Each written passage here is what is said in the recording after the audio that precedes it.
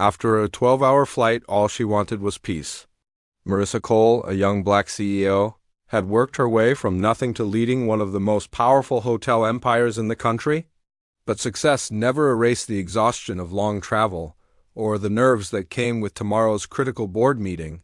She rolled her suitcase into the glittering lobby of one of her very own hotels. Guests laughed near the fountain, staff bustled with trays, and chandeliers lit the marble floor like gold.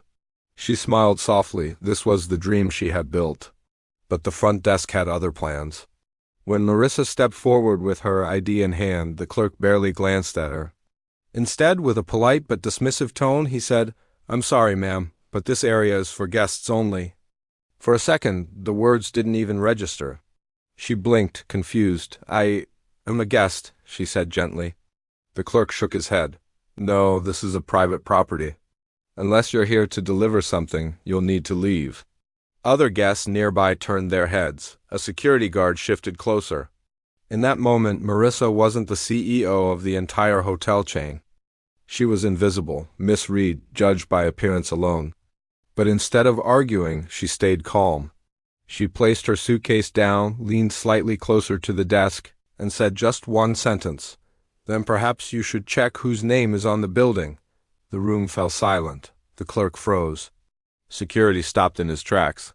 One of the managers, overhearing, hurried over with wide eyes. He knew exactly who she was. "Miss Cole, welcome home," he stammered, panic spreading across his face. The staff scrambled, bowing their heads, suddenly realizing their mistake. Marissa didn't raise her voice. She didn't demand apologies. She simply looked around the lobby, the same lobby she had designed with her own vision, and said quietly, "This is exactly what I never wanted for this place. No guest should ever feel small here." Her words landed heavier than anger ever could.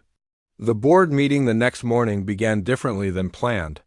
Instead of charts and profit projections, she opened with the story of the night before. She described how quickly bias can undo years of progress, how even the most luxurious walls mean nothing if people inside them don't feel seen. That day, policies changed, training programs were rebuilt, and a simple moment of dismissal became the spark for a cultural transformation across an empire. This isn't just about mistaken identity. It's about appearances, assumptions, and how a single calm voice can shake an entire company to its core. If you've ever been underestimated, overlooked, or misread, remember this story. Because sometimes you don't need to shout to be heard. Sometimes one sentence is enough to change everything.